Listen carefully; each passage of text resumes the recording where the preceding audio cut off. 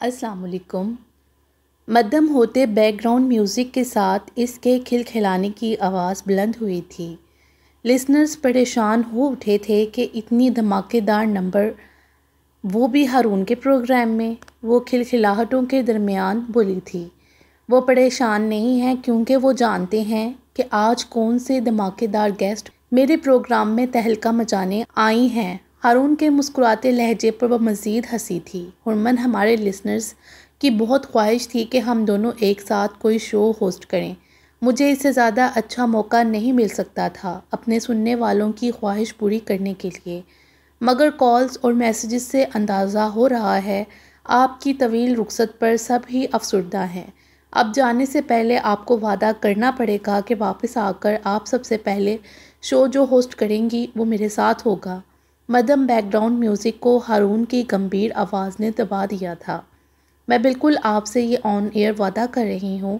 मुझे भी अफसोस है, कुछ पर्सनल मैटर्स की वजह से मेरा राब्ता अपने लिसनर्स से टूट रहा है, लेकिन ये सब कुछ वक्त के लिए है। अपने लिसनर्स, इस माइक और हॉट सीट को मैं भी बहुत मिस करूँगी, वो संजीदा लहजे में बोली थी। हुरमन, सबसे पहले तो आपका शुक्रिया अदा करता हूँ कि आपने मेरे शो में आने के लिए वक्त निकाला। हमारी दुआएं और नेक ख्वाहिशात आपके साथ हैं और हम सब ने आज से ही आपकी दोबारा वापसी का इंतज़ार शुरू कर दिया है। बातें बहुत हैं मगर दामने वक्त तंग हो रहा है, हमें आपको अलविदा कहना पड़ेगा। जाते जाते आप सुनने वालों से क्या कहना चाहेंगी? मैं पहले आपका शुक्रिया अदा करूँगी कि इस हॉट सीट का हक़ अदा करना मैंने आपसे ही सीखा है। तकरीबन तमाम ही लिसनर्स को ऐसा लगता है कि मैं आपकी तरह बोलती हूँ। मेरा लबो लहजा आप जैसा है, इसमें कहाँ तक सच्चाई है मैं नहीं जानती, मगर मेरे लिए ये फ़ख्र का बाइस है कि मुझे आपसे कंपेयर किया जाता है। लिसनर्स से बस मैं यही कहना चाहूँगी कि मुझे याद रखें, वीकेंड शो में मेरे बारे में पूछ कर उस्मान के सर में दर्द करें और मेरा इंतज़ार करते रहें। बिल्कुल। अच्छा, जाते जाते एक मैसेज का जवाब देती जाएं। मैंने अभी इसे देखा है। आपसे सवाल किया जा रहा है, क्या आप मैरिड हैं? अगर नहीं तो अपने शो का आखिरी सॉन्ग किस पर्सन को डेडिकेट करती हैं? हारून ने हंसते हुए ही सवाल पढ़ा था, जो जवाबन बुलंद होते म्यूज़िक के साथ हुरमन के ना रुकने वाली हंसी भी शुरू हो गई थी और इसके साथ ही हारून ने अलविदाई कलमात के साथ साइन आउट कर दिया था। बैकग्राउंड से पुश्त लगाए नीम दराज वो अपने लैपटॉप में मसरूफ़ था। एक बार फिर सेल फ़ोन की आवाज़ ने इसे मतवज्जा किया था। एक नज़र इसने एबिक को देखा था, जो टीवी देखते देखते इसके बेड पर ही सो गया था। तुम अब तक जाग रही हो? हारून का लहजा बहुत संजीदा था। क्या मैंने आपको डिस्टर्ब कर दिया है? नहीं, ऐसी बात नहीं है। आपने कल भी मेरी कोई कॉल रिसीव नहीं की थी और आज भी दोबारा कॉल रिसीव किए बगैर ही डिस्कनेक्ट कर दी। वो ना चाहते हुए भी शिकायत कर गई थी। सॉरी, मुझे तुम्हारी कॉल डिस्कनेक्ट इसलिए करनी पड़ी थी कि एबिक मेरे ही रूम में था। वो अभी कुछ देर पहले ही सोया है। किसी के सामने अगर मुझसे बात करना आपके लिए इतनी ही शर्मिंदगी का बायस है तो आप मुझे एक मैसेज ही भेज देते, मैं अब भी आपको कॉल नहीं करती। वो बुझे लहजे में बोली थी। अगर आप मुझसे नाराज़ हैं तो साफ साफ उसकी वजह क्यों नहीं बता देते? हारून की खामोशी पर इसे बोलना ही पड़ा था। मुनज़्ज़ा, तुम मुझे अंदर तक जान चुकी हो, मैं चाह कर भी तुमसे नाराज़ नहीं हो सकता। हाँ, ये सच है कि उस्मान का तुमसे बेतकल्लुफ़ होना मुझे अच्छा नहीं लगा और ये बात तुम भी उस वक्त समझ चुकी थी। वह लहजे की नागवारी नहीं छुपा सका था। मैं बिल्कुल आपकी फीलिंग्स को समझती हूँ, मगर आप तो उस्मान की नेचर को जानते हैं। वो बिल्कुल हुरमन की तरह ही मुझे ट्रीट करता है। आरिश को ऐसे ही थोड़ा इस पर अंधा एतमाद है। मैं जानता हूँ वो बहुत अच्छा इंसान है, आईने की तरह शफाफ है, मगर फिर भी तुम्हारे करीब इसका मौजूद होना मुझे बुरा लगा है। मैं ये भी जानता हूँ कि वो तुम्हारा यूनिवर्सिटी फ़ेलो रहा है। मुझसे पहले से तुम इसे जानती हो। मुझे कोई हक़ नहीं एतराज़ उठाने का। मैं माज़रत चाहता हूँ अगर मेरी कोई बातों से तुम्हें ठेस पहुँची है।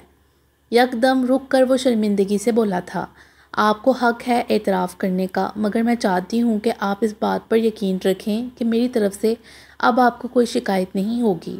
उस दिन उस्मान ने आपके सामने जानबूझकर कुछ बेतकल्लुफ़ी का मुज़ाहरा किया था क्योंकि वो जानता है कि वो बात मुकम्मल नहीं कर सकी थी। बात मुकम्मल करो। वो क्या जानता है? وہی جو آپ نے ابھی تک مجھے نہیں بتایا۔ مجھے کیا بتانا تھا؟ اپنے دل سے پوچھیں۔ مگر اپنے دل سے کیا پوچھوں؟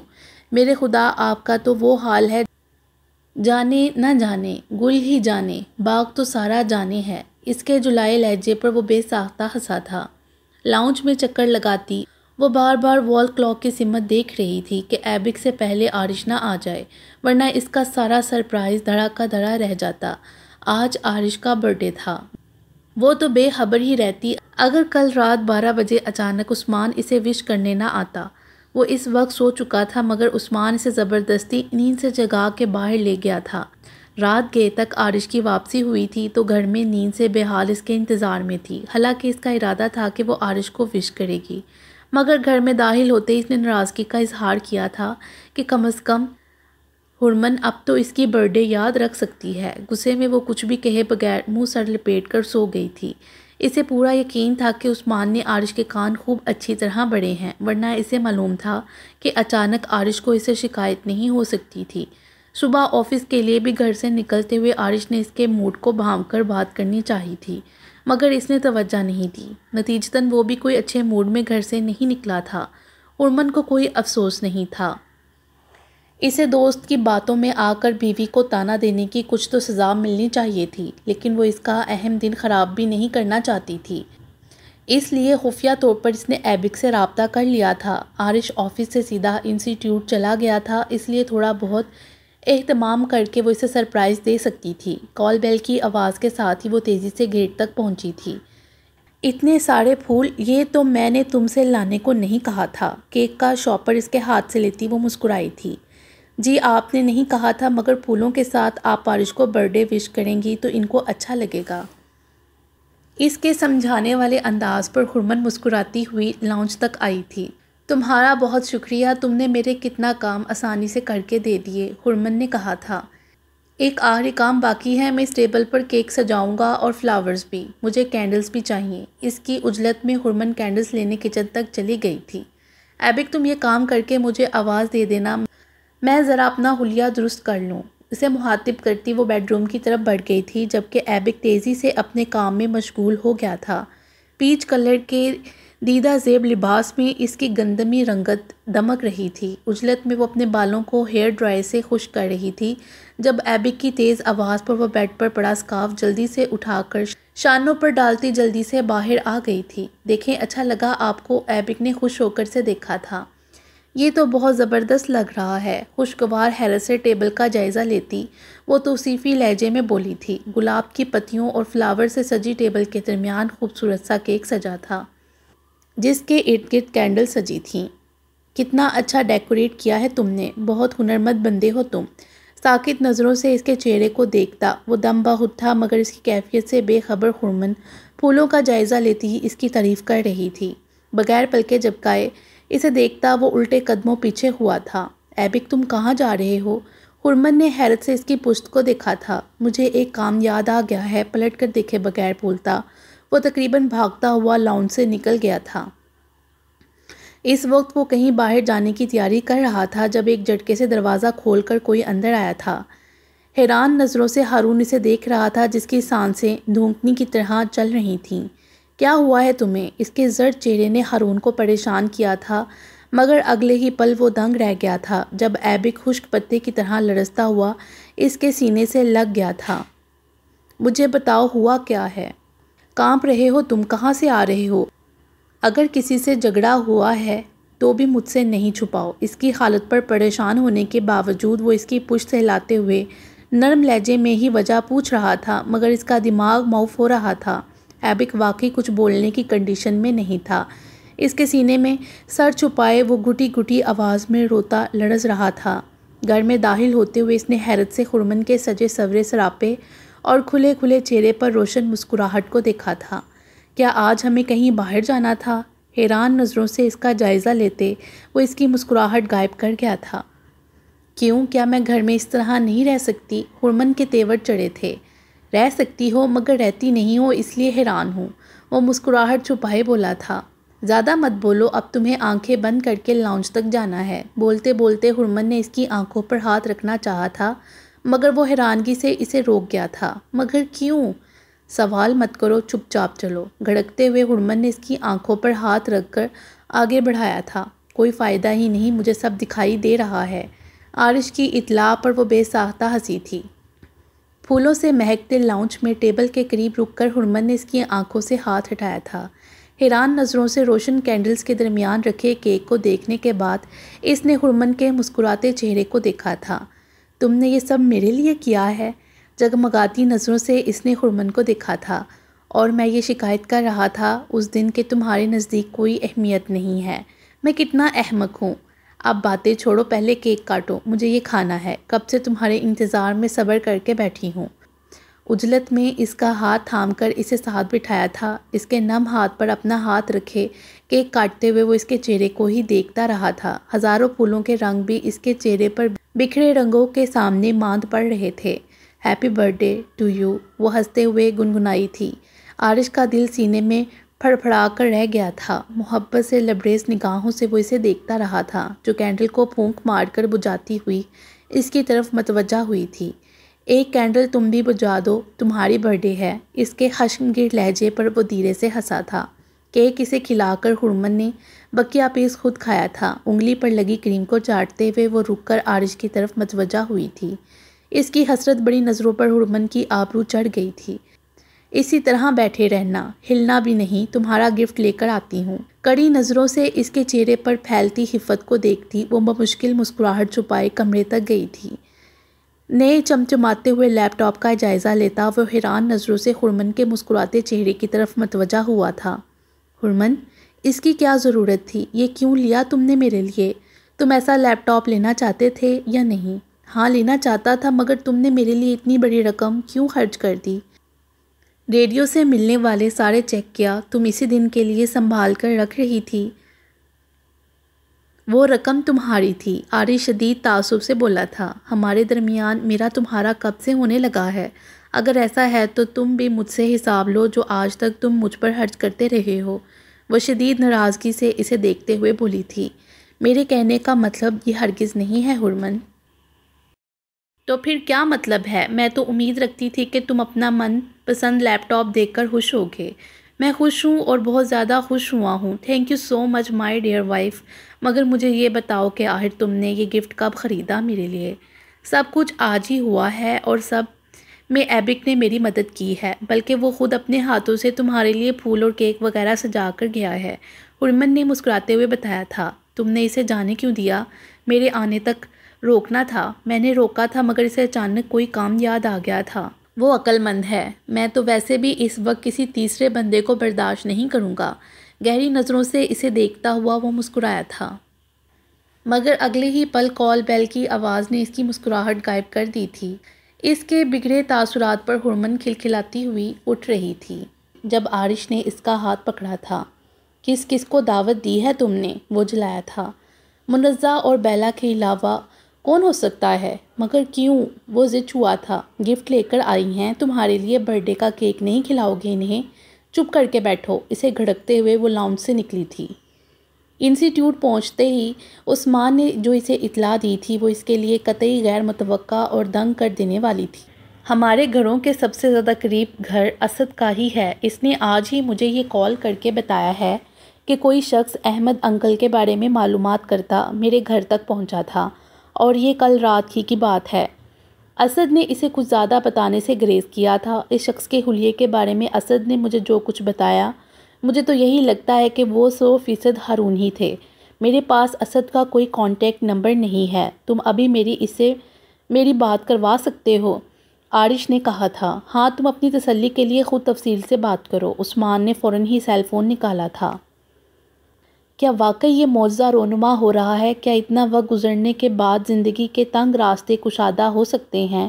جو کچھ کھو چکا ہے کیا اب سود سمیت واپس مل سکتا تھا؟ میں مایوس نہیں تھا، مگر میری دعاؤں میں اتنی تاثیر نہیں ہو سکتی تھی۔ اگر یہ سچ ہے تو میں اسے سنبھال نہیں پاؤں گا ہارون۔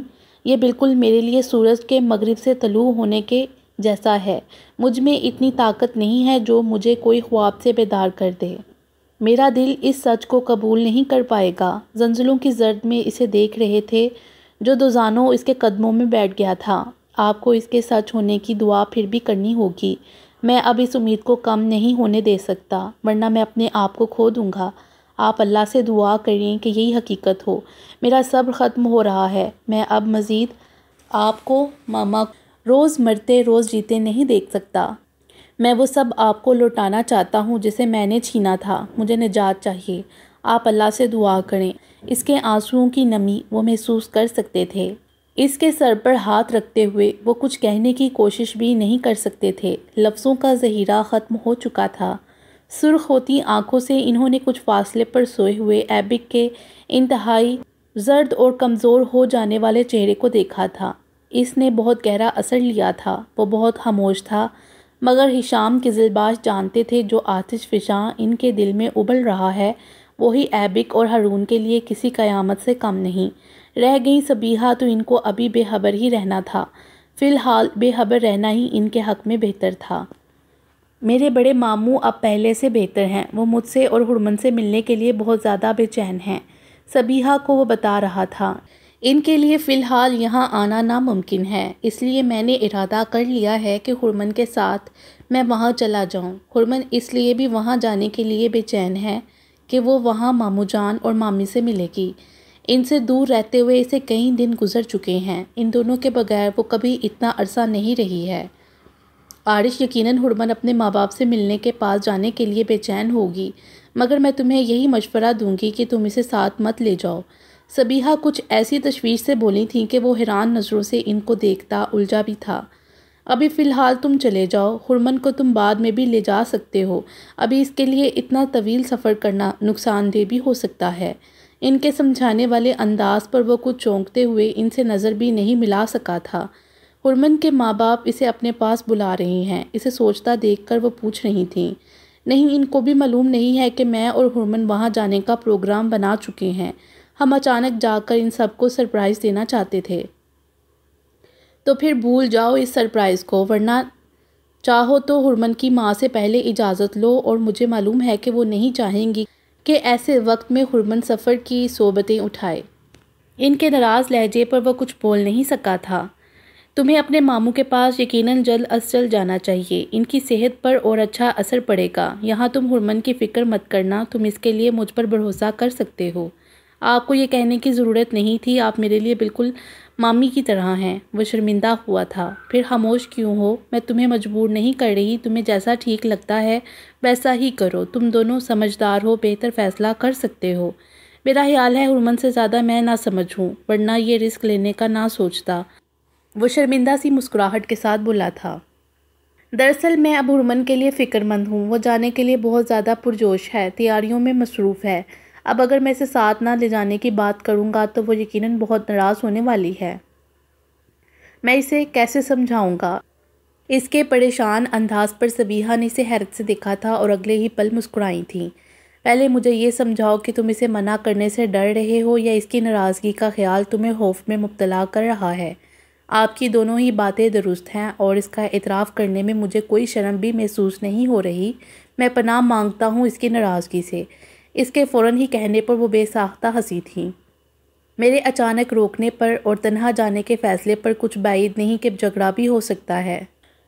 نہیں، مجھے تم سے یہ بالکل امید نہیں کہ تم کبھی ہرمن سے جھگڑا بھی کر سکتے ہوگے، صبیحہ حیرت سے بولی تھیں۔ میں آپ کو اتنا معصوم لگتا ہوں؟ اس کے سوال پر وہ مسکرائی تھیں۔ ویسے عموماً ابتدا ہرمن کی طرف سے ہی ہوتی ہے، میں تو بس جھگڑے کو انجام تک پہنچانے کی کوشش کرتا ہوں، وہ مسکراتے لہجے میں بولا تھا۔ ٹھیک ہے، تم ہرمن سے کچھ مت کہنا، میں آج ہی اسے فون کروں گی۔ مجھے یقین ہے کہ وہ میری بات سمجھ جائے گی اور تم سے جھگڑے کی نوبت بھی نہیں آئے گی، وہ مسکراتے ہوئے بولی تھی، جبکہ عارش رک کر ایبی کی طرف متوجہ ہوا تھا جو اسی جانب آ رہا تھا۔ تم دونوں بیٹھو، میں ذرا چائے وغیرہ کا انتظام کر لوں۔ تم آفس سے سیدھے یہیں آئے ہو، ایسے ہی نہیں جانے دوں گی تمہیں، تاکید کرنے والے انداز میں وہ بولتی کرسی سے اٹھ گئی تھیں۔ میں تمہارے ہی جاگنے کا انتظار کر رہا تھا۔ کل رات میں ہارون سے معلوم ہوا تھا کہ تمہاری طبیعت خراب ہے، ورنہ میں تو یہی سوچ رہا تھا کہ تم کرکٹ میں مصروف ہو، اس لیے میری کال ریسیو نہیں کر رہے۔ بغور ایبک کے اترے چہرے کو دیکھ کر وہ بولا تھا۔ بہت بری بات ہے، تمہاری طبیعت جانے کب سے خراب ہے اور مجھے معلوم تک نہیں۔ تم مجھ سے ناراض تو نہیں ہو؟ عارش کے سوال پر وہ سر جھکائے بیٹھا تھا، نظر اٹھا کے اسے دیکھنے لگا تھا۔ آپ اکیلے آئے ہیں؟ اس کے مدھم کمزور لہجے میں کچھ تھا جس نے عارش کو چونکا دیا تھا۔ اس سے پہلے کہ وہ کچھ کہتا، ہارون کی تیز آواز پر ایبک اٹھ کر گیٹ کی سمت بڑھ گیا تھا۔ اپنی طرف آتے ہارون اور ہشام قزلباش کے تاثرات کو بغور دیکھتا وہ اپنی جگہ سے اٹھا تھا۔ آج یہاں آنے کی وجہ صرف ایبک نہیں تھا۔ کل رات فون پر اسے ہارون نے کہا تھا کہ وہ کچھ ضروری بات کرنا چاہتے ہیں جو گھر میں نہیں کی جا سکتی۔ عارش کو حیرت نہیں تھی، البتہ اس وقت کا انتظار ضرور تھا۔ عارش، تمہیں یاد ہے میں نے فون پر تم سے کیا کہا تھا؟ قریب آتے ہی ہارون بولا تھا۔ مجھے یاد ہے، مگر ایسی کون سی بات ہے جو یہاں نہیں ہو سکتی؟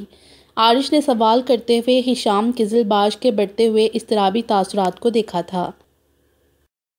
تم سب جانتے ہو عارش، سب جاننے کی کوشش بھی کرتے رہے ہو، مگر اب مجھے جاننا ہے کہ حقیقت کیا ہے۔ میرا زندہ رہنا مشکل ہو رہا ہے۔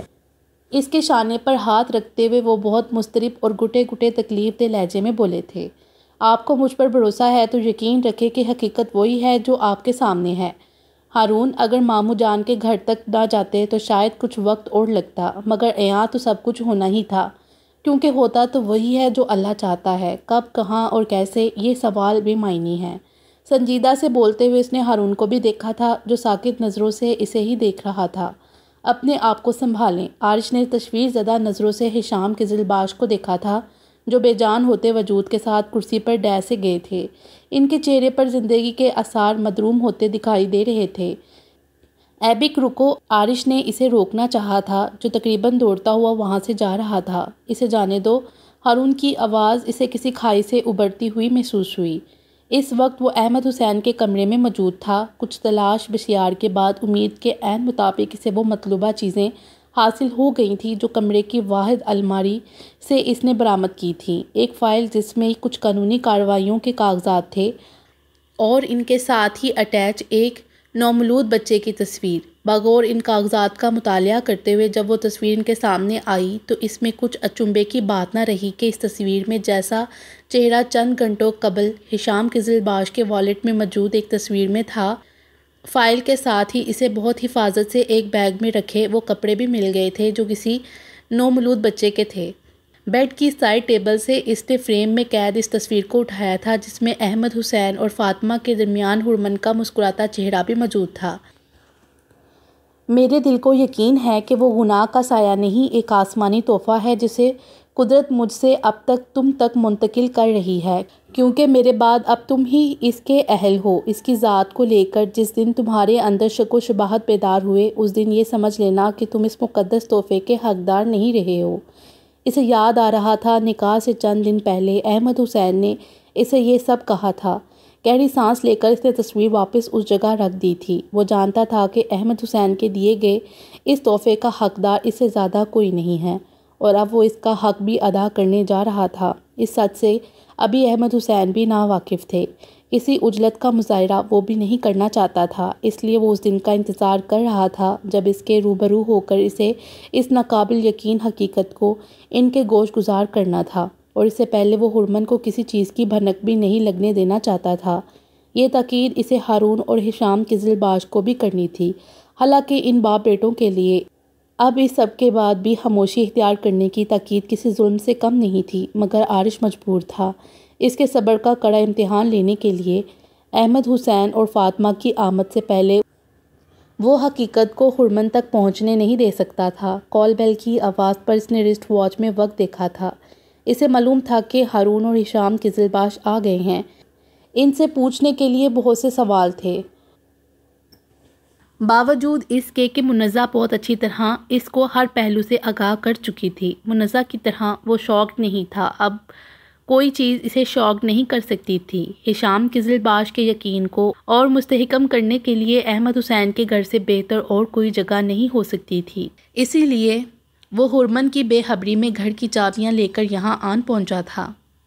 فرنٹ سیٹ پر بیٹھتے ہوئے وہ بہت خوش تھی، مگر عثمان کو اس کی ایکسائٹمنٹ مسکرانے پر مجبور کر رہی تھی۔ اتنا خوش جب ہونا جب میں BMW خریدوں گا۔ یہ چھوٹی سی سیکنڈ ہینڈ چیز بھی میں نے صرف عارش کے فورس کرنے پر خریدی ہے۔ تم کتنے ناشکرے ہو مان، میرے لیے تمہاری خریدی ہوئی کوئی چیز معمولی یا چھوٹی نہیں ہو سکتی۔ بہت اچھا کیا عارش نے اتنی بڑی کمپنی کا برانڈ ایمبیسڈر پرانی بائک پر گھومتا بالکل نہیں جچتا، وہ خفگی سے بولی تھی۔ مگر مجھے اس پرانے سفید ہاتھی کو بھی پانے کی ضرورت نہیں تھی، مجھے ہر بار پک اینڈ ڈراپ کی سہولت مل جاتی ہے، مگر وہ تمہیں انسٹیٹیوٹ اور ریڈیو اسٹیشن کے لیے تو نہیں ملتی۔ کمپنی تو صرف اپنے مطلب کے لیے تمہارے گھر تک 0 میٹر کار بیچتی ہے، وہ فوراً بولی تھی۔ عارش ٹھیک ہی تو کہتا ہے، تمہیں اب اپنے امیج اور سیکیورٹی کا خیال رکھنا چاہیے۔ سیکیورٹی تک تو ٹھیک ہے، مگر امیج تو اب میرا بھی خطرے میں ہے، کیونکہ تم جو میرے ساتھ ہو۔ مسکراہٹ چھپائے وہ بولا تھا۔ تو کیوں مجھے ساتھ لے کر نکلے ہو؟ بٹھانا تھا ان چمچماتی ماڈلز کو جو تمہارے واقف کار ہو چکی ہیں۔ مجھے کوئی افسوس نہیں ہوگا، بیلا کا بھڑکنا لازمی تھا۔ تم سچ کہہ رہی ہو، تمہیں کوئی افسوس نہیں ہوگا، حیرانی سے سوچتے ہوئے عثمان نے اور جلانا چاہا تھا، جو ناگواری کے ساتھ باہر بھاگتے مناظر کو دیکھ رہی تھی۔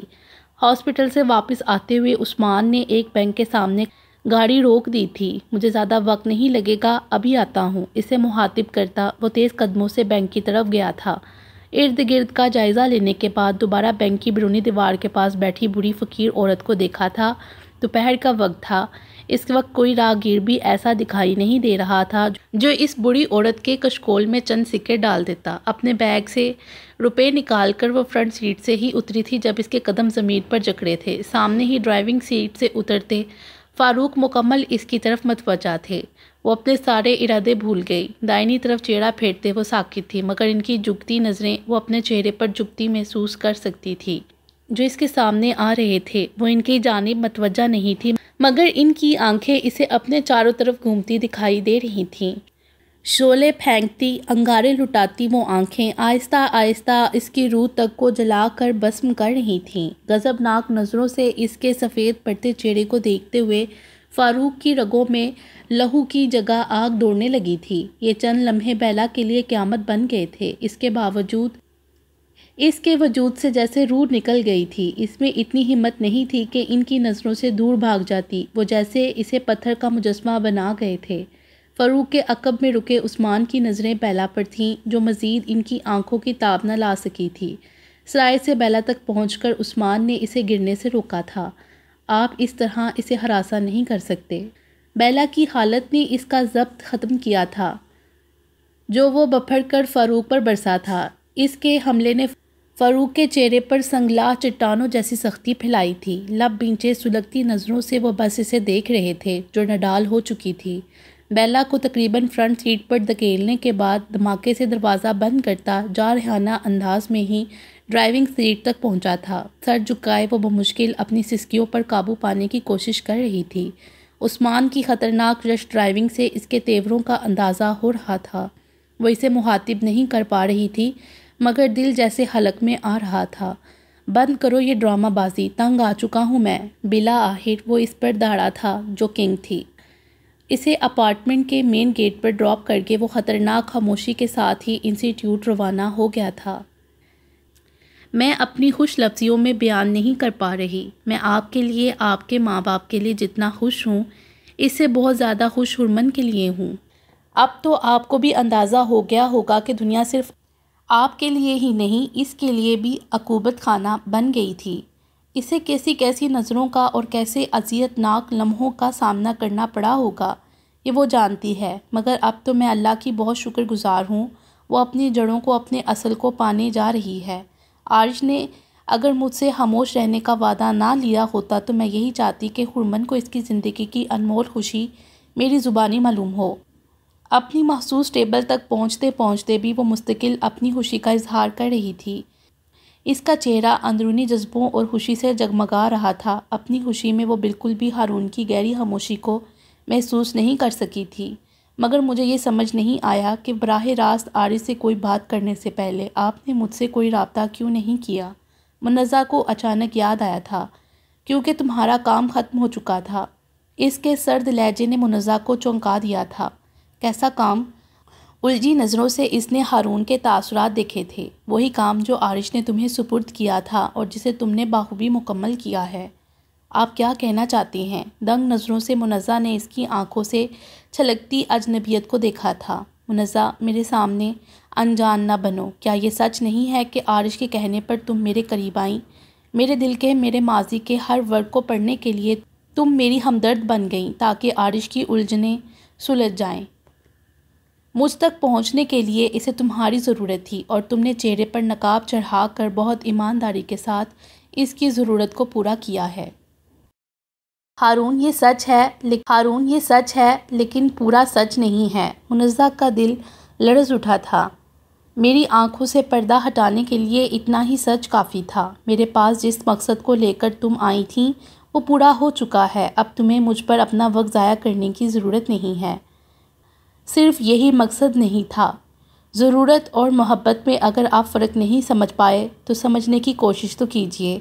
میں تو خوشی میں سرشار تھی کہ میں وہ راستہ بن رہی ہوں جو آپ کو آپ کی اس خوشی تک پہنچائے گا جسے آپ کے خاندان نے کھو دیا تھا، جسے کھو کر آپ نے خود کو بھی گم کر دیا تھا۔ میں تو آپ کے چہرے پر وہ مسکراہٹ اور وہ خوشی دیکھنے آئی تھی جس میں کچھ حصہ میرا بھی تھا۔ لرزتے لہجے میں بولتے منزہ کی آنکھیں دھواں ہونے لگی تھیں۔ کیوں نہیں تمہیں تمہارے حصے کا کریڈٹ دینے کے لیے تو میں نے آج تمہارا قیمتی وقت مانگا ہے۔ ہارون کے لہجے میں طنز نمایاں تھا۔ میرے دل میں جھانکنے کا، میرے اور میرے خاندان پر احسان کرنے کا شکریہ میں ساری زندگی ادا کرتا رہوں گا۔ آج بھی پوری سچائی اور ایمانداری سے میں تمہارا احسان مند اور شکر گزار ہوں، مگر اب کسی بھٹکے ہوئے کو اس کی منزل کا راستہ بتاتے ہوئے اس کے آنگن میں محبت نام کی دھول مت ڈالنا۔ سرخ چہرے کے ساتھ بھینجے لہجے میں بولتا یکدم اٹھا تھا۔ ساکت نظروں سے وہ اسے دور جاتا دیکھتی رہ گئی تھی۔ بہت خاموشی کے ساتھ وہ اس کے قریب آ کر بیٹھ گئی تھی جو مستقل ٹی وی کی طرف متوجہ تھا۔ اس کے بے تاثر چہرے اور لا تعلقی نے بہلا کو شدید قسم کے پچھتاوے میں گھیرا تھا۔ تم اب تک مجھ سے ناراض ہو؟ اس کے مدھم لہجے پر عثمان نے اسے دیکھا تھا۔ میں ان کے سامنے ٹھہرنا بھی نہیں چاہتی تھی۔ پتہ نہیں مجھے کیا ہوا تھا، وہ گھٹی گھٹی آواز میں بولی تھی۔ مجھے یہ سب مت بتاؤ۔ عثمان کا لہجہ ترش تھا۔ جس انسان سے تم نفرت کے دعوے کرتی ہو آج اس کے سامنے تم سب کچھ بھول گئیں، یہاں تک کہ مجھے بھی۔ مجھے نہیں سمجھ آتا کہ تم چاہتی کیا ہو۔ میں صرف یہ چاہتی ہوں کہ تم مجھ سے راضی رہو، مگر آج میں نے کمزوری کا مظاہرہ کر کے تمہیں مایوس کر دیا۔ بیلا کے لہجے میں نمی گھل گئی تھی۔ میں تم سے مایوس نہیں، مگر تم کیا آگے بھی اسی طرح کمزوری کا مظاہرہ کرو گی؟ نہ وہ اس شہر کو چھوڑ کر جا رہے ہیں اور نہ ہی ہم۔ کیا ہر بار ایسا ہی ہوگا؟ عثمان کے نرم لہجے پر وہ چند لمحوں کے لیے چپ سی ہو گئی تھی۔ آئندہ کبھی ایسا نہیں ہوگا۔ جس انسان سے میرا کوئی تعلق ہی نہیں، اسے اب میں خود پر حاوی نہیں ہونے دوں گی۔ اس کے قطعی لہجے پر عثمان نے جانچتی نظروں سے اس کے تاثرات کو دیکھا تھا، تب ہی ڈور بیل نے خاموشی کو توڑا تھا۔ مجھے تم پر پورا بھروسہ ہے، اب اپنا موڈ ٹھیک کرو۔ نرمی سے اس کے گال کو تھپ تھپاتا ہوا وہ اٹھ گیا تھا۔ ٹی وی آف کرتی وہ ہرمن کی طرف متوجہ ہوئی تھی۔ نیٹ کے سیاہ جلملاتے اسکارف میں اس کا چہرہ بہت فریش لگ رہا تھا۔ ماشاءاللہ، بہت پیاری لگ رہی ہو۔ بہلا کی تعریف پر وہ بے ساختہ ہنستی ہوئی اس کے گلے لگی تھی۔ کیسی ہو تم میرے دوست کا لہو پی کر؟ عثمان کا مذائقہ ہے سوال اس کی ہنسی غائب کر گیا تھا۔ تم نے سنا یہ کیا بک رہا ہے؟ تیز لہجے میں وہ عارش سے مخاطب تھی جو مسکراتے ہوئے صوفے پر براجمان ہو گیا تھا۔ جب تمہیں عارش کے ساتھ دیکھ کر میرے زخم تازہ ہوں گے میں ایسے ہی بک بک کروں گا۔ عارش کے قریب ہی صوفے پہ بیٹھتا وہ ہٹ درمی سے بولا تھا۔ عارش آج پھر اسے دورہ اٹھ گیا ہے، تم ذرا ضبط سے کام لے کر اپنی غیرت کو جوش میں مت لانا، بیلا نے ہنستے ہوئے کہا تھا۔ کب جاؤ گے تم سرگودا؟ جب سے آئے ہو میرے اور استانی کے درمیان جم کر رہ گئے ہو۔ عثمان نے کینہ توڑ نظروں سے عارش کو دیکھا تھا۔ چلا جاؤں گا یار، 2 دن اور صبر کر لو، عارش نے تسلی دی تھی۔ اب کیا فائدہ تمہارے جانے کا، اب تو میرے ہاتھ میں کچھ بھی نہیں رہا۔ عثمان کی دہائی پر ہرمن اپنی ہنسی نہیں روک سکی تھی۔ عارش تم اس انسان کے بھروسے پر مجھے چھوڑ کر جاؤ گے؟ وہ ہنسی کے درمیان بولی تھی۔ فکر مت کرو، اپنی آنکھیں میں یہیں چھوڑ کر جاؤں گا، عارش نے مسکراتے ہوئے کہا تھا۔ عارش تم ہرمن کی طرف سے بے فکر ہو جاؤ، میں اس کے ساتھ ہوں، بیلا نے کہا تھا۔ بیلا تم کتنی اچھی ہو، اب اسی بات پر تم فٹافٹ کافی لے آؤ۔ تمہیں تو اس بیچاری کو دیکھتے ہی کافی یاد آ جاتی ہے، ہرمن نے ناگواری سے عارش کو ٹوک دیا تھا، اور تمہیں دیکھ کر اسے خدا کی یاد آ جاتی ہے، عثمان نے شرارتی لہجے میں اسے چھیڑا تھا۔ ابھی بتاؤں تمہیں؟ ہرمن کی کھا جانے والی نظروں پر وہ ڈٹائی سے ہنسا تھا، جبکہ بیلا ہرمن کا ہاتھ پکڑے کچن کی سمت کھینچ لے گئی تھی۔ تمہیں دیر نہیں کرنی چاہیے، ہرمن سے مزید سچ چھپانا ٹھیک نہیں، عثمان سنجیدہ ہوتے ہوئے بولا تھا۔ تم جانتے ہو کہ حالات بالکل بدلنے والے ہیں، اور ہرمن کو صرف ماموں جان سنبھال سکتے ہیں، اور یہ سب کچھ اتنی آسانی سے قبول نہیں کر سکے گی۔ میں جلد بازی کا مظاہرہ نہیں کر سکتا، مجھے ہارون کی طرف بھی سب کی فکر ہے، مگر میں ابھی سب کچھ روکے رکھنے پر مجبور ہوں، اور بس چند دنوں کی تو بات ہے، عارش نے کہا تھا۔ تم احمد انکل کو ساتھ لے کر آؤ گے؟ عثمان نے پوچھا تھا۔ ابھی میں اس بارے میں کچھ نہیں کہہ سکتا، مگر اس نازک معاملے پر ہرمن سے صرف وہی بات کر سکتے ہیں، حالانکہ اس حقیقت کو وہ بھی فوری طور پر قبول نہیں کر پائیں گے، عارش نے کچھ سوچتے ہوئے کہا تھا۔ گلاس ونڈو سے شانہ ٹکائے وہ ٹیرس پر پھیلی چاند کی تیز روشنی میں جانے کیا تلاش کر رہی تھی، اپنی قربت کا احساس دلانے کے لیے عقب سے اس کے شانوں کو تھامتا وہ اس کی گردن پر جھک گیا تھا۔ اچانک گرم لمس پر چونک کر ہلکی سی جھرجھری لیتی وہ اس کی طرف متوجہ ہوئی تھی۔ میں نے تمہارا سوٹ کیس تیار کر دیا ہے، چیک کر لینا کوئی چیز رہ نہ گئی ہو، اس کے گریبان کا بٹن چٹکی میں پکڑتی وہ بولی تھی۔ کتنی جلدی ہے مجھے یہاں سے نکال دینے کی، اس کے شکایتی لہجے پر وہ مسکرائی تھی۔ جیسے تم جانے کے لیے بالکل تیار نہیں، میں زبردستی تمہیں بھیج رہی ہوں، مگر روکنے کی کوشش بھی تو نہیں کر رہی ہو، وہ فوراً بولا تھا۔ مگر تم کیوں روکو گی مجھے؟ اب تمہیں مجھ سے ایسی کوئی محبت تو ہے نہیں کہ تم میرے بغیر رہ نہ سکو۔ پتہ نہیں اس کے لہجے میں طنز تھا یا نہیں، مگر ہرمن ناگواری کے باوجود بمشکل کوئی سخت بات کہنے سے خود کو روک سکی تھی۔ کل صبح وہ جا رہا تھا، اس لیے کوئی بدمزگی نہیں چاہتی تھی۔ خاموش کیوں ہو گئیں؟ بہت برا ہوں، میں تمہیں ناراض کر دیتا ہوں۔ اس کی پشت کے گرد بازو حائل کرتا وہ اسے قریب کر گیا تھا۔ اتنا آسان ہے میرے بغیر رہنا کہ ایک بار بھی مجھے جانے سے نہیں روک رہی۔ اس کا گمبھیر لہجہ چہرے کو دہکا گیا تھا۔ میں چاہتے ہوئے بھی تمہیں جانے سے نہیں روکنا چاہتی۔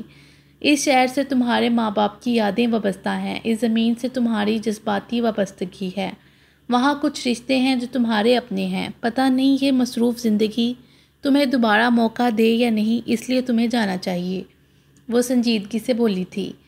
مگر میں تمہارے ساتھ جانا چاہتا تھا، وہ بولا تھا۔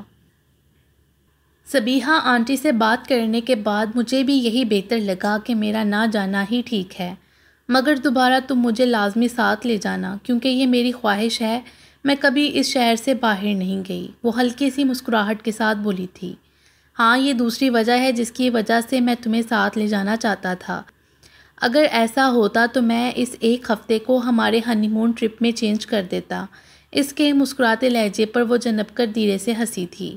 پہلی وجہ کیا تھی مجھے ساتھ لے جانے کی؟ وہ پوچھ رہی تھی۔ تم جانتی ہو، اس کے چہرے کو چھوتے ہوئے وہ اس کے آبرو کے اوپر ماہ نم پر جھکا تھا۔ تمہارے بغیر میرا وہاں رہنا مشکل ہوگا، تم میرے سر پر سوار رہو گی، مجھے اپنا چین سکون بھی یہاں چھوڑ کر جانا ہوگا۔ اس کے بے بس انداز پر بے ساختہ ہنستے ہوئے ہرمن نے اس کے گریبان میں چہرہ ٹکایا تھا۔ کوئی بات نہیں، صرف ایک ہفتے کی تو بات ہے، تم واپس میرے پاس ہی آؤ گے، وہ تسلی دے رہی تھی۔ تم مجھے یاد کرو گی؟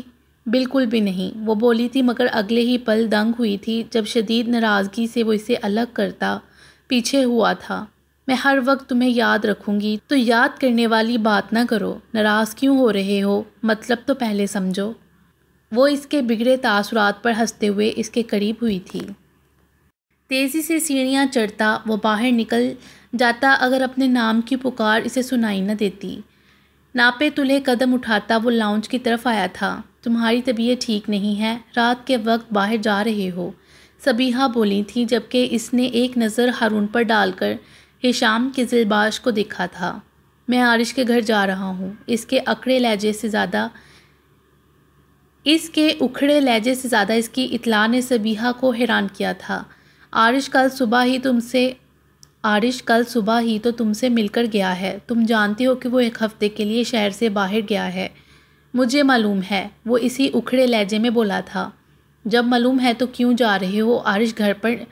عارش گھر میں نہیں ہے، اس کی غیر موجودگی میں تمہارا وہاں جانا ٹھیک نہیں ہے۔ تم ناسمجھ بچے نہیں ہو جو ہر بار سمجھانی پڑے۔ صبیحہ کے ناراض لہجے پر ایبک نے بگڑے تیوروں کے ساتھ باپ اور بھائی کے سنجیدہ چہروں کو دیکھا تھا۔ ان پابندیوں میں دم گھٹتا ہے میرا، وہ یکدم غصے میں چیخا تھا۔ ایبک جاؤ اپنے کمرے میں۔ ہشام قزلباش کے سخت قطعی لہجے پر وہ سرخ چہرے کے ساتھ واپس سٹیئرز کی سمت جارحانہ قدموں سے گیا تھا۔ پتہ نہیں کیا ہو گیا ہے اسے، جب سے بیمار ہوا ہے بات بات پر بگڑنے لگا ہے۔ صبیحہ یکدم فکر مند ہوئیں، اپنی جگہ سے اٹھی تھیں۔ آپ اس کے پاس مت جائیں، میں ابھی جا کر اسے سمجھاتا ہوں۔ ہارون نے ان کو روکا تھا۔ میں چاہ رہی تھی کہ حرمن کو 1-2 دن کے لیے اپنے پاس بلا لوں۔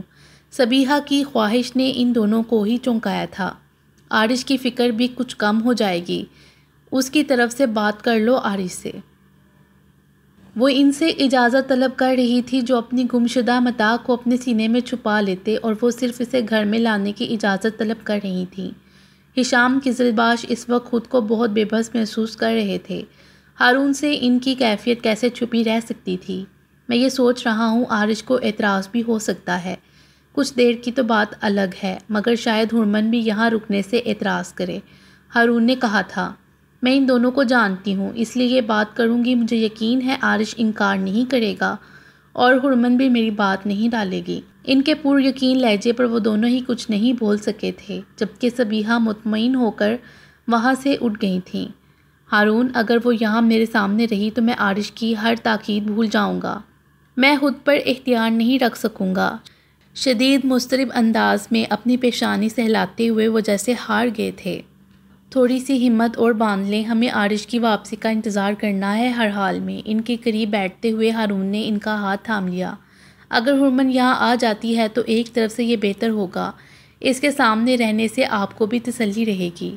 اس کا میری نظروں کے سامنے رہنا ایک عذاب ہوگا، میں نظر بھر کر اسے دیکھ بھی نہیں سکوں گا، اسے اپنے سینے سے نہیں لگا سکوں گا۔ میرا دل اس کے لیے تڑپ رہا ہے، مگر میں اسے یہ بھی نہیں بتا سکتا کہ میں ضبط کے باوجود ان کی لرزتی آواز اور آنکھوں میں نمی اتر آئی تھی۔ سب ٹھیک ہو جائے گا، ہم اس امتحان سے بھی گزر جائیں گے۔ ان کا ہاتھ سہلاتے ہوئے ہارون نے لہجے کو مضبوط رکھنے کی کوشش کی تھی۔ گہری سانس لے کر انہوں نے خود کو سنبھالا تھا۔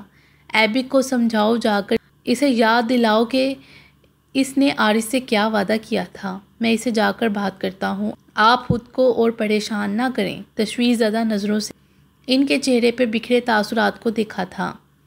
اسے بہت عجیب لگ رہا تھا، مگر صبیحہ اتنے اصرار اور محبت سے اسے اپنے پاس بلا رہی تھیں کہ عارش کی طرح وہ بھی ان کو بار بار منع نہیں کر سکی تھی۔ حالانکہ عارش نے فون پر پہلے ہی تاکید کر دی تھی کہ ان کے اصرار پر وہ صاف انکار نہ کرے۔ ان کا دل رکھنے کے لیے 1-2 دن ان کے گھر میں گزارنے میں کوئی مذائقہ نہیں ہے۔ وہ جانتی تھی کہ صبیحہ اور ان کے درمیان کتنی اپنائیت اور بے تکلفی کا بندھن بن چکا ہے، مگر پھر بھی ان کے گھر میں رکنا اسے بہت جھجک میں مبتلا کر رہا تھا۔ شاید اس لیے بھی کہ اپنے گھر کے علاوہ اسے پہلے کہیں قیام بھی نہیں کیا تھا۔ یہ زیادہ بہتر ہوا تھا کہ اسے منزہ کا ساتھ مل گیا تھا۔ صبح ہی اس نے منزہ کو کال کر کے زبردستی انسٹی ٹیوٹ سے چھٹی کروا کے اپنی طرف بلا لیا تھا۔ اس کے خیال سے منزہ کو ساتھ لے جانے سے اس کی جھجک کچھ کم ہو جائے گی، اور سب سے اہم یہ کہ منزہ کو اپنے گھر میں دوبارہ دیکھ کر ہارون کی صحت پر بھی اچھا اثر پڑے گا۔ منزہ کے انکار کو اس نے کوئی اہمیت نہیں دی تھی۔ موڑ کے جوڑے کی تصویر اپنے سیل فون میں قید کرتی منزہ سے نظریں ہٹا کر اس نے ایبک کو دیکھا تھا، اور اگلے ہی پل اس کی مسکراہٹ غائب ہو گئی تھی۔ بہت عجیب نظروں سے وہ یک ٹک اسے ہی دیکھ رہا تھا۔ یہاں آنے کے بعد سے ہی اسے ایبک کا رویہ بہت عجیب سا محسوس ہو رہا تھا۔ وہ بہت خاموش اور بجھا بجھا سا تھا۔ یہ وہ ایبک بالکل بھی نہیں لگ رہا تھا جو نان سٹاپ بولتا تھا، مجھے ابھی بھی تمہاری طبیعت ٹھیک نہیں لگ رہی ہے، ڈاکٹر کے پاس گئے تھے تم؟ حرمن نے سرسری انداز میں پوچھا تھا۔ جواباً اس بات میں سر ہلاتا وہ اس کے چہرے سے نظر ہٹا گیا تھا۔ اچھا سنو، ایک پنجرہ اور تیار کر لو، میں تمہیں اپنے کبوتروں کے 2-3 جوڑے اور دوں گی۔ اچھا، وہ بامشکل مسکرا سکا تھا۔ ایبک، یہ مور باہر آ سکتے ہیں، بہت پیارے لگ رہے ہیں، میں ان کی مووی بناؤں گی۔ منزہ نے ایبک کو اپنی طرف متوجہ کیا تھا، جبکہ حرمن پلٹ کر صبیحہ کی طرف آئی تھی جو مسکراتے ہوئے اس کو دیکھ رہی تھیں۔ ایک بات بتائیں، آپ کو منزہ کیسی لگتی ہے؟ بہت اچھی، بہت پیاری، بالکل تمہاری طرح، صبیحہ بولی تھیں۔ مگر مجھے تو لگا تھا آپ کی نظر میں مجھ سے اچھا اور پیارا اور کوئی ہو نہیں سکتا، وہ مصنوعی ناراضگی سے بولی تھی۔ تم ٹھیک کہہ رہی ہو، تمہاری جگہ کوئی نہیں لے سکتا، صبیحہ دھیرے سے ہنسی تھیں۔ آپ نے منزہ اور ہارون کے درمیان کچھ محسوس کیا تھا جب وہ پہلی بار یہاں آئی تھی؟ ہاں، وہ میرا بیٹا ہے، میں ایک نظر میں ہی اس کے چہرے اور دل کا حال جان لیتی ہوں، مگر میں خوش ہونے کے ساتھ ساتھ بہت حیران بھی ہوں کیونکہ ہارون تو لڑکیوں سے الرجک ہے، وہ تو شادی کے نام سے ہی دور بھاگتا ہے، صبیحہ مسکراتے ہوئے بتا رہی تھیں۔ اب تو آپ کو معلوم ہو گیا ہے کہ آپ کے صاحبزادے اتنے بھی سیدھے نہیں ہیں، آپ کا ووٹ اہمیت رکھتا ہے جو کہ مجھے مل چکا ہے، میری پہنچ سے ہارون دور نہیں بھاگ سکتے، منزہ کو میں آپ کی بہو بنا کر ہی دم لوں گی، اگر ایسا ہو جائے تو ہارون کے پاپا تمہارے احسان مند ہوں گے، ان کی بہت خواہش ہے کہ ہارون کسی طرح شادی کے لیے تیار ہو جائے، صبیحہ بولی تھیں، جبکہ ہرمن مسکراتے ہوئے منزہ کی طرف متوجہ ہو گئی تھی جو ایبک کے ساتھ یہیں آ رہی تھی۔ چائے کا کپ منزہ کی طرف بڑھاتے ہوئے وہ پورچ کی طرف جاتی سوئگ کی طرف متوجہ ہوئی تھی۔ ہرمن کو عجیب سا محسوس ہوا تھا جب ہشام قزلباش گاڑی سے اترتے ہی سیدھا گھر کے اندر چلے گئے تھے، حالانکہ دور سے ہی جب وہ ان کو دیکھ چکی تھی تو ظاہر ہے وہ ان کی موجودگی سے کیسے بے خبر رہ سکتے تھے۔ بس ایک نظر منزہ نے اسی جانب آتے ہارون کو دیکھا تھا، ڈارک گرے کلر کی شرٹ میں سلیوز کونیوں تک فولڈ کیے، اپنی پرکشش سحر انگیز شخصیت سے دل کی دھڑکنیں روک گیا تھا۔ تو آپ تشریف لے آئیں ہمارے گھر کو رونق بخشنے، صبیحہ کے قریب ہی کرسی پر براجمان ہوتے وہ بولا تھا۔ نام لے کر مخاطب کریں، یہاں میرے ساتھ منزہ بھی تشریف لائی ہیں۔ ہرمن نے شرارتی مسکراہٹ کے ساتھ چائے کا کپ اس کی طرف بڑھایا تھا۔ اب یاد رکھوں گا تمہاری ہدایت، سنجیدہ سی مسکراہٹ کے ساتھ بولتے ہوئے ہارون نے ایک اچوتی سی نگاہ منزہ پر ڈالی تھی۔ مدھم ہوا سے چہرے پر بکھرتے بال سمیٹتی وہ شرمندہ تاثرات کے ساتھ ہی اسے دیکھ رہی تھی، بس ایک لمحے کے لیے ہی دونوں کی نظریں ملی تھیں۔ منزہ کی پلکیں بھاری ہو کے جھکی تھی جبکہ وہ صبیحہ کی طرف متوجہ ہو گیا تھا۔ پاپا کی طبیعت کچھ بہتر نہیں ہے، شاید سر میں بھی درد ہے۔ اچھا، میں دیکھتی ہوں جا کر، کپ ٹیبل پر رکھتی وہ فوراً جانے کے لیے اٹھی تھیں۔ اب انکل کی طبیعت بہت بہتر ہو جائے گی، مسکراتی نظروں سے ہرمن نے صبیحہ کو دیکھا تھا۔ ابھی آ کر بتاتی ہوں تمہیں۔ ان کے حشمگیر لہجے پر وہ بے ساختہ ہنسی تھی۔ ہارون، میں منزہ کو زبردستی لائی ہوں تاکہ یہ اپنے ہاتھوں سے وہ ڈکشنری آپ کے حوالے کرے جو آپ نے اسے پڑھنے کے لیے دی تھی۔ ہرمن کے سنجیدہ لہجے پر ہارون نے پہلے منزہ کو پھر ہرمن کو دیکھا تھا۔ جی ہاں، ڈکشنری دی تھی آپ نے اس کو۔ ہارون کے شرمندہ تاثرات پر وہ ہنسی تھی۔ آئی ایم سوری، تم اب اپنی مرضی سے جو کتاب لینا چاہو لے سکتی ہو۔ ہارون کو براہ راست منزہ سے مخاطب ہونا پڑا تھا۔ آج تو نہیں، کسی کتاب کی ضرورت ہوگی تو میں ہرمن سے کہہ دوں گی، منزہ نے کہا تھا۔ مجھ سے کیوں کہو گی؟ زیادہ تکلف کرو گی تو ہارون ناراض ہو جائیں گے۔ ان کی لائبریری کو اپنا ہی سمجھو، میں نے ٹھیک کہا؟ مسکراتی نظروں سے اس نے ہارون کو دیکھا تھا۔ ہاں بالکل، ان کو اجازت ہے، وہ سنجیدگی سے بولا تھا۔ آپ کو کچھ زحمت تو ہوگی مگر کچھ دیر بعد منزہ کو عثمان کی طرف ڈراپ کر دیجیے گا، اس کے بھائی سے وہاں پک کرنے آئیں گے۔ نہیں ہرمن، عثمان کا گھر یہاں سے زیادہ دور نہیں ہے، میں خود چلی جاؤں گی، منزہ نے درمیان میں اسے روک دیا تھا۔